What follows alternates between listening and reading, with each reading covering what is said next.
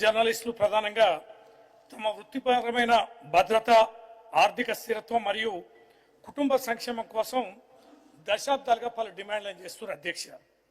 ఇక్కడ కాస్త కొన్ని విషయాలు మాట్లాడారు అధ్యక్ష.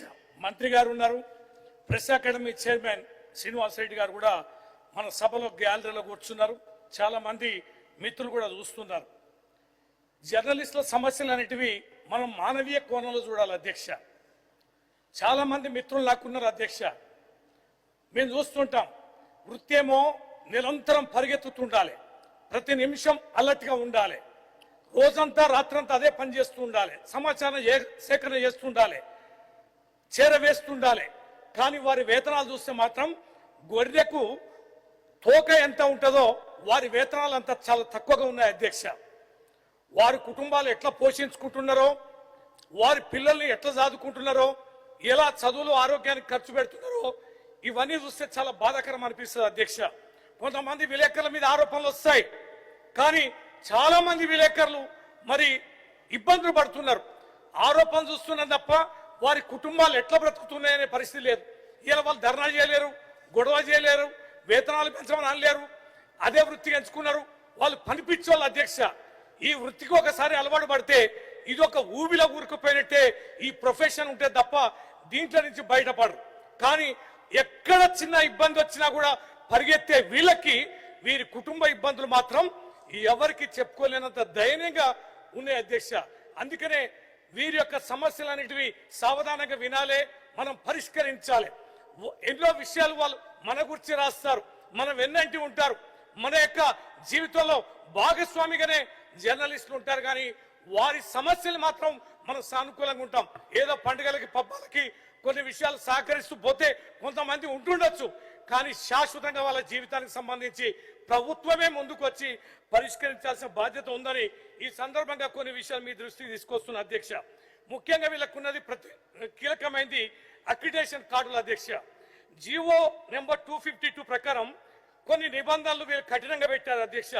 ఏది సర్క్యులేషన్, ఇన్కమ్ లాంటి వాటిని సరళీకరించాలని కోరుతున్నారు అధ్యక్ష. అలాగే ఫీల్డ్ రిపోర్టర్లకు కూడా ప్రాధాన్యత ఇవ్వాలని, డెస్క్ జర్నలిస్టులకు కూడా పూర్తి స్థాయిలో అక్రిడేషన్లు ఇవ్వాలని కోరుతున్నారు అధ్యక్ష. అలాగే మహిళా జర్నలిస్టులకు కూడా 33% మరి వారికి కూడా రిజర్వేషన్ కల్పించాలని జర్నలిస్టు మిత్రుల యొక్క సమస్య ఉంది అధ్యక్ష.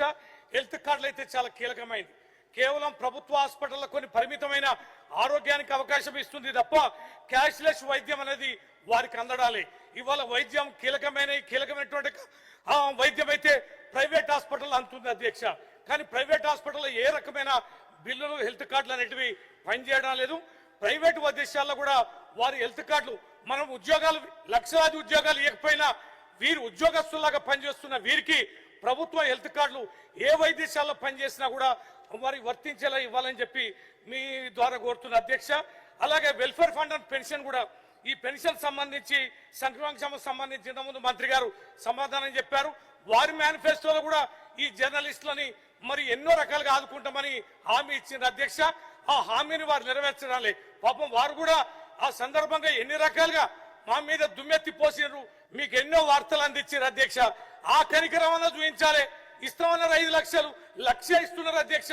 అది చనిపోయిన కుటుంబాలకు కేవలం 3,000 ఇస్తున్నారు. ఆ 3,000 ఎక్కడ సరిపోతాయి? వాటిని కూడా పెంచాలని ఈ సందర్భంగా మీ ద్వారా విజ్ఞప్తి చేస్తున్న అధ్యక్ష. అలాగే రైల్వే పాసులు కానీ, బస్సు పాసులు కానీ వీటిని కూడా అందించాలని, అలాగే డిజిటల్ మీడియా గుర్తింపు కూడా, మరి వీళ్ళకి యూట్యూబ్ ఛానల్స్ ఉన్నాయి, వెబ్ పోర్టల్ జర్నలిస్ట్ కూడా గుర్తింపు కార్డులు ఇవ్వాలని మీ ద్వారా విజ్ఞప్తి చేస్తున్న అధ్యక్ష. ఈ యొక్క హైకోర్టు ఆర్డర్ ప్రకారం ఏప్రిల్ 30 వరకు అక్రిడేషన్ కార్డులు ఇవ్వాలని చెప్పని ఆదేశం ఉంది. ఇంకా మిగతా వాళ్ళందరూ కూడా ఇవ్వండి, అందరినీ చేర్చండి. ఈ యొక్క అక్రిడేషన్ కార్డులు కానీ, హెల్త్ సంబంధించి కానీ 5 లక్షలు ఇవ్వడంలో కానీ, హెల్త్ సంబంధించిన అన్ని హాస్పిటల్లో పనిచేసేలాగా ఉపయోగపడేలాగా కార్డులు ఇవ్వాలని మీ ద్వారా విజ్ఞప్తి చేస్తున్నా. ఇది కేవలం ఒక వారి ప్రభుత్వ ఉద్యోగాలు మనం ఇవ్వలే. అనేక మంది యువకులు వారు ఆ వృత్తి నేర్చుకొని పనిచేస్తున్నారు. వారికి ఇతోధికంగా మనం సాయం చేస్తే, వారి కుటుంబాలు సంక్షేమంగా ఉంటే, వారు హెల్దీగా ఉంటే వార్తలు కూడా బ్రహ్మాండంగా చేస్తారు, నిత్యం అందుబాటులో ఉంటారు, మీ ఇది గురించి కూడా question మంచిగా number రాస్తారు అధ్యక్ష. రవీంద్రరావు గారు. అంటే చివరి ప్రశ్న ఇది కాబట్టి question number. చాలా కీలకమైనది కాబట్టి మీ దృష్టి చేస్తున్నారు అధ్యక్ష. మీకు ఇది వారు రుణపడి ఉంటారు, మీ వార్తలే రాస్తారు, మీ ప్రభుత్వం గురించి మంచిగా రాస్తారు. మరి ఈ మధ్యన మీ మీద ఆవేశానికి గురి కావడానికి కారణం కూడా ఇగో ఇవన్నీ మీరు మీ యొక్క మేనిఫెస్టోలో చెప్పి చేయనందుకు కూడా మరి అది ఉంది అధ్యక్ష. దాన్ని తగ్గించుకోవాలంటే మీరు ఆ ప్రయత్నం చేయాలి, లేకపోతే మా ప్రభుత్వం కూడా వస్తుంది. మేము ఏవైతే డిమాండ్లు మేము ముందు పెడుతున్నామో, వారి విజ్ఞప్తులు మేము ముందు పెడుతున్నామో, Next. రాబోయే రోజుల్లో అన్నిటి Next. కూడా మీరు నెరవేర్చే రోజు వస్తుంది అధ్యక్ష.